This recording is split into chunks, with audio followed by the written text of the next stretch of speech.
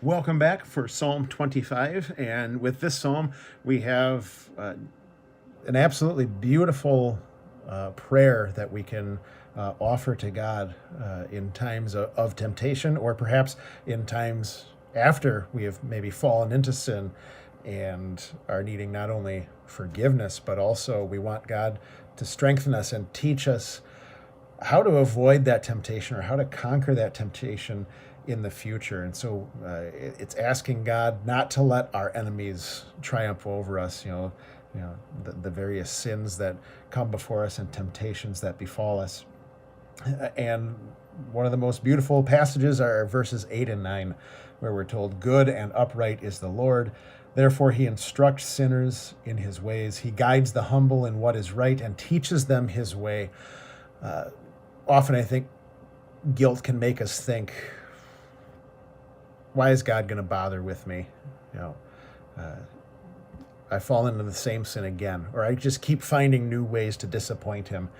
And maybe that's or unfortunately our experience with people.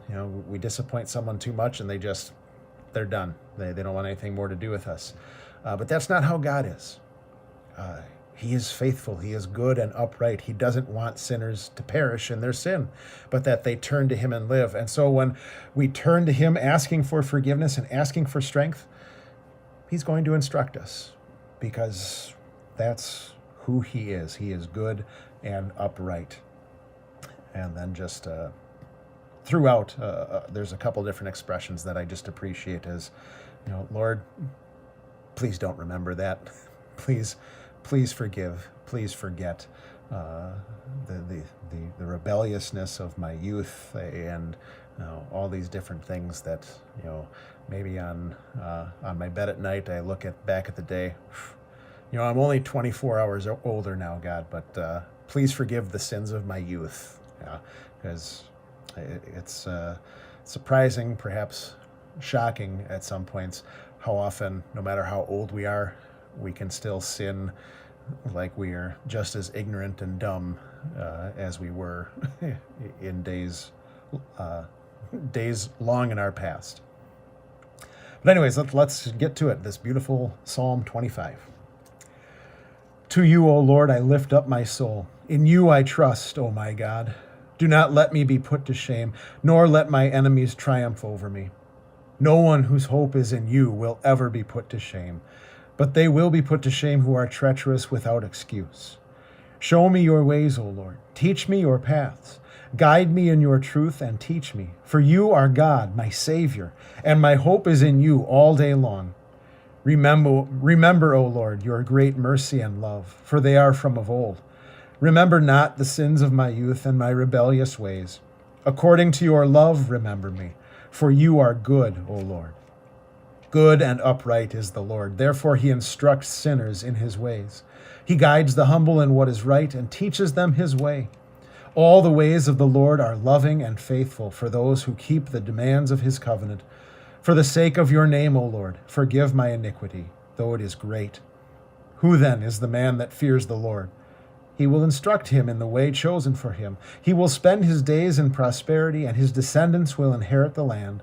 The Lord confides in those who fear him. He makes his covenant known to them. My eyes are ever on the Lord, for only he will release my feet from the snare.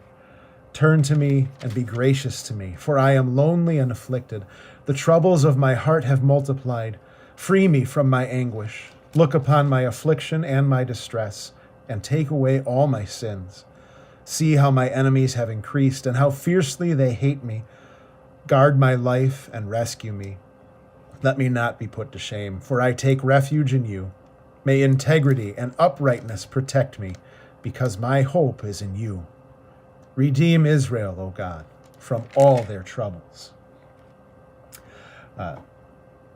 Just wanted to walk back to verse 11 a little bit, and just again, that constant reminder, why should I trust for God to deliver me? Why should I trust in God to forgive me?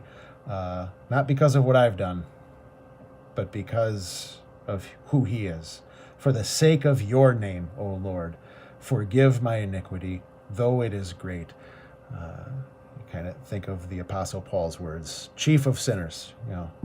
God's grace is for me. Even if I am the worst of sinners, God's grace is for me, not because I have somehow clawed my way back into earning it or deserving it, but because that's who he is. He's the God of all grace.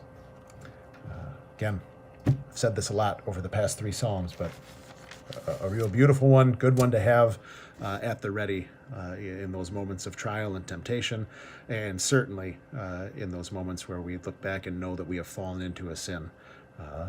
May a prayer like this be on our lips constantly. Thanks for tuning in for Psalm 25. Hopefully I'll see you again for Psalm 26.